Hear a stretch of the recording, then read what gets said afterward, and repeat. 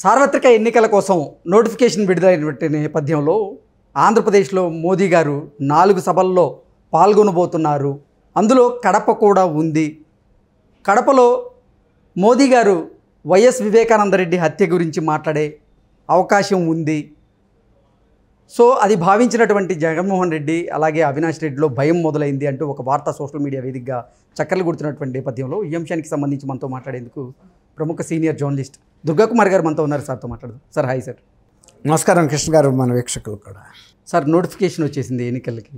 అయితే ప్రధాని మోదీ గారు ఆంధ్రప్రదేశ్లో 4 బహిరంగ సభల్లో పాల్గొనబోతున్నారని, వాటిలో కడప కూడా ఉందని, కడపలో ప్రధాని మోదీ గారు వైఎస్ వివేకానందరెడ్డి హత్య గురించి కూడా ప్రస్తావించే అవకాశం ఉంది అని భావించినటువంటి జగన్మోహన్ రెడ్డిలో ఓటమి భయం మొదలైంది అంటూ ఒక వార్త సోషల్ మీడియాలో చక్కర్లు కొడుతూ ఉంది. దీన్ని ఎలా మనం చూడొచ్చు? అంటే మీరు అన్నట్టు కూటమిని బలపరచడం కోసం ప్రధానమంత్రి గారు ముఖ్యంగా ఆంధ్రప్రదేశ్ మీద ఈసారి ప్రత్యేక దృష్టి పెడుతున్నారండి. ఇప్పుడు వాళ్ళ బీజేపీ క్యాండిడేట్స్ ఎంతమంది గెలవరనే తర్వాత విషయం. తెలుగుదేశంకి బాగా విజయ అవకాశాలు కనబడుతున్నాయి జనసేన కూటమికి. కాబట్టి దీన్ని బలపరిస్తే రేపు తెలుగుదేశం జనసేన అభ్యర్థులు గెలిచినా కూడా బీజేపీకి బలమే. కాబట్టి దాని తోడు బీజేపీ బాగా వీక్గా ఉంది కాబట్టి పార్టీని ఎంతో కొంత ప్రధానమంత్రి ఈ 4 సభల్లో అయినా కనీసం ఈ ఎన్నికల్లోపు మాట్లాడాలనేది ఒక లక్ష్యంగా పెట్టుకున్నట్టు తెలుస్తుంది. ముందుగా అనకాపల్లి ఒకటి, రాజమండ్రి ఒకటి పక్కాగా జరుగుతాయి. ఒకటి కడప ఆర్ రాజంపేట అంటున్నారు. అంటే లాజిస్టిక్స్ ఆయనకున్న టైము డిస్టెన్స్ని బట్టి పొలిటికల్గా ఎక్కడ అడ్వాంటేజ్గా ఉంటుంది. ఇప్పుడు రాజంపేట పెట్టడం వలన ఇంకా పక్క నియోజకవర్గాలకి ఉంటుందా, కడప పెడితే బాగుంటుందా? ఇప్పుడు కడపలో అంటూ పెడితే కనుక ప్రధానమంత్రి గారు వివేక హత్యని టచ్ చేయకుండా ఉండటం అనేది జరగదు. ఎందుకంటే అదే ప్రధాన అంశంగా జరుగుతుంది. ఇప్పుడు షర్మిల గారు కూడా అదే ప్రధాన అంశంగా పెట్టుకుని పోటీ చేస్తుంది. తర్వాత ఆ హత్యలో 8వ ముద్దాయిగా ఉన్న అవినాష్ వైఎస్ఆర్సీపీ అభ్యర్థిగా 2వ పోటీ చేస్తున్నాడు. తర్వాత ఈసారి ఎన్నికల్ని డాక్టర్ సునీత గారు కూడా చాలా ప్రెస్టేజ్గా తీసుకుని తన తండ్రి మరణంలో ముద్దాయిగా ఉన్న వ్యక్తి మళ్ళీ పోటీ చేయటం ఏంటి, దీనికి జగన్మోహన్ రెడ్డి గారు సపోర్ట్ చేయటం ఏంటి, నాకు ఎక్కడా కూడా ఈ కేసు ముందు పడకుండా జగన్మోహన్ రెడ్డి గారు అడ్డుపడ్డాడు ఆయన అధికారంతో. కాబట్టి వాళ్ళ ప్రజా కోర్టులోనే తేల్చుకోవాలనేది షర్మిల అండ్ డాక్టర్ సునీతారెడ్డి ఒక నిశ్చిత అభిప్రాయానికి వచ్చి ఇక ప్రజల ముందు కుటుంబంలోని అతి సున్నిత విషయాలను కూడా బహిరంగంగా చెప్తున్నారు. ఇక వాళ్ళకి అంతకన్నా గత్యంతరం కూడా లేదు. ఎందుకంటే ప్రజలకు చెప్పదలుచుకున్నప్పుడు కుల్లాగానే చెప్పాలి, పారదర్శకంగా. కొన్ని దాచి కొన్ని చెప్పడం కుదరదు. ఈ పరిస్థితుల్లో జగన్మోహన్ రెడ్డికి ఒక డౌట్ అయితే వచ్చేసింది. ఈ ఇన్ని నిజాలు బయటికి తెలిసిన తర్వాత ఇక నన్ను ప్రజలు క్షమించరని. అందుకు ఆయన ఏం చేశాడంటే, ఇప్పుడు గతంలో అయితే తల్లిని దించేవాడు విజయం గారిని ఎన్నికల బరిలోకి, ప్రచార బరిలోకి. కానీ ఈసారి విజయం గారు లేరు, అమెరికా వెళ్ళిపోయారు. ఆమె ఇద్దరికి సపోర్టు చేయదలుచుకోవాలి. ఎందుకంటే రెండు కళ్ళు ఇద్దరు పోటీ చేస్తున్నారు. పులివెందుల్లోనేమో ఈయన పోటీ చేస్తున్నాడు. తర్వాత 2 పార్టీలు డి అంటే డి అంటున్నాయి, ముఖ్యంగా కడప జిల్లాలో. కాబట్టి ఆమె ఏ పార్టీ? రెండోది, గతంలో రాష్ట్రం అంతా పర్యటించి ప్రజలకు ఇచ్చిన హామీలని జగన్మోహన్ రెడ్డి గారు ఏమాత్రం గౌరవించలేదు, అమలు చేయలేదు. ఆమె తెల్లముఖం వేయాల్సిన పరిస్థితి వచ్చింది. దానితోడు ప్రజలను కూడా పీడించే పాలన చేశాడు. మేలు చేయకపోయినా కీడు చేయకపోతే పర్వాలేదు, కీడు కూడా జరిగింది. అందుకే ఆమె తెలంగాణ వచ్చినప్పుడు ఆయన ప్రభుత్వం మీద వ్యాఖ్యానించడానికి కూడా ఆమె ఇష్టపడలా. అదే కనుక పరిపాలన బాగుంటే రాజన్న ప్రభుత్వం ఏర్పాటు చేశాడు అనేది. కానీ రాజన్న ప్రభుత్వానికి భిన్నంగా జరుగుతుంది. ప్రజలను వేధించడం, అధికారులను వేధించడం, ప్రతిపక్ష నాయకులకు చెందిన కుటుంబ సభ్యులు మహిళల్ని కించపరిచే విధంగా అసెంబ్లీలో మాట్లాడటం, ఇవన్నీ కూడా రాజనీతికి తగ్గ విషయాలు కాదు. తర్వాత ఎన్టీఆర్ గారు పెట్టిన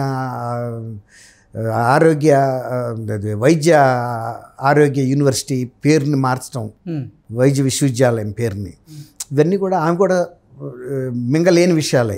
ఎందుకంటే ఆమె ఒక ముఖ్యమంత్రికి భారీగా ఉంది, ఆమెకు ఒక స్థాయి ఉంది, ఆమెకు తెలుసు ఏం చెయ్యాలి చేయకూడదు అనేది. కాబట్టి ఆమె ప్రజల ముఖం చూడగలిగిన స్థితిలో లేదు. రేపు ప్రజలు కూడా గతంలో ఇచ్చిన మర్యాద ఎవరో అడుగుతారు.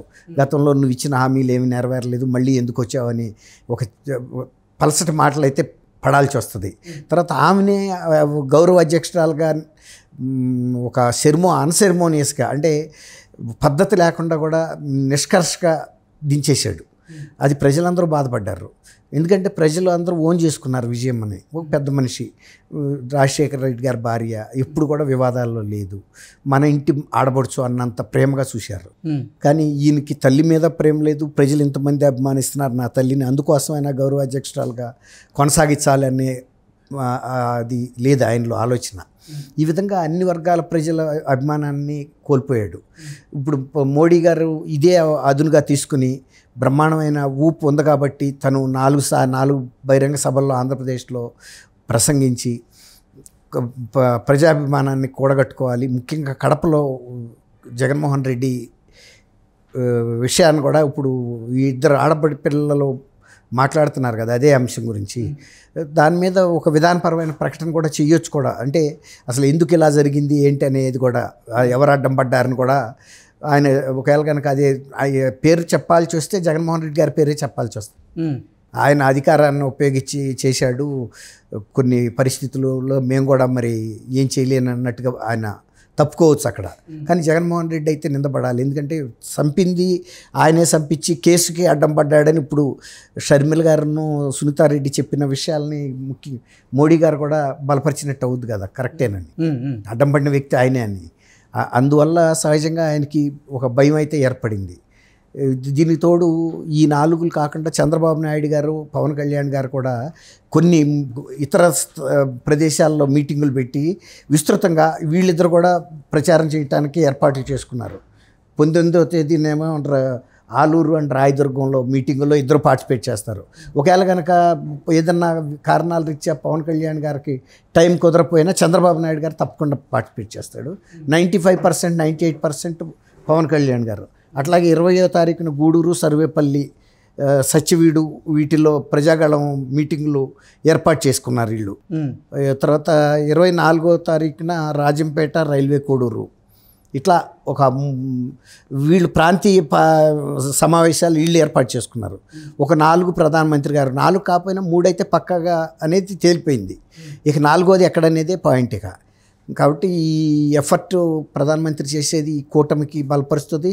దానికి తోడు వీళ్ళు సొంతంగా కూడా పవన్ కళ్యాణ్ గారు, చంద్రబాబు నాయుడు గారు వాళ్ళ సొంత బలాలను కూడా టైంని మ్యాక్సిమం ఉపయోగించే పని మీద అయితే ఉన్నారు. ఓకే సార్, అంటే మొన్న ఇక్కడ చిలకలూరుపేటలో జరిగినటువంటి బహిరంగ సభలో మోదీ గారు అసలు వైఎస్ఆర్సీపీని కానీ అలాగే జగన్మోహన్ రెడ్డి గారిని కానీ ఎక్కడా విమర్శించలేదు అనేటువంటి ఆరోపణలు వచ్చినటువంటి నేపథ్యంలో నెక్స్ట్ జరగబోయేటువంటి బహిరంగ సభల్లో జగన్మోహన్ రెడ్డి గారిని ఉద్దేశించి ఆయన విమర్శించేటువంటి అవకాశం ఉందా అంటే ఏం చెప్తారు? ఎందుకు అనలేదండి, ఆయన పరిపాలన గత 5 సంవత్సరాల్లో జరగలేదు. చంద్రబాబు నాయుడు గారే ఈ రాష్ట్ర ప్రభుత్వం కోసం తనులాడుతున్నాడు, అంటే తనులాడటం అంటే కష్టపడుతున్నాడు అనే మాట అయితే కాంప్లిమెంట్ ఇచ్చాడు కదండి. ఈయనలో ఉంది. కానీ రాష్ట్ర ప్రగతికి సంబంధించి గత 5 సంవత్సరాల నుంచి చంద్రబాబు నాయుడు గారు చేస్తున్న పోరాటం అలుపెరగని పోరాటం అని చెప్పాడు. అంటే ఆయన కాంప్లిమెంట్ ఇచ్చినట్టే కదా. దుష్పరిపాలనకు వ్యతిరేకంగా చంద్రబాబు నాయుడు గారు ప్రజల తరపున పోరాడాడు, ప్రజల శ్రేయస్సు కోరే వ్యక్తి చంద్రబాబు నాయుడు గారని చెప్పకనే చెప్పాడు కదండి. చాలు కదా. అప్పుడు ఆ ప్రధానమంత్రి లాంటి వ్యక్తి నర్మగర్భంగా చెప్తాడు తప్ప అంత డైరెక్ట్ అటాక్ చేయడు అప్పుడే. ఇప్పుడు ఇక ఈసారి ఎలక్షన్ ఇంకా దగ్గరికి వచ్చేసినాయి కాబట్టి ఇక చెప్పదలుచుకుంది ఏదో ఓపెన్ పారదర్శకంగా చెప్పేస్తాడు. Okay sir, thank you so much.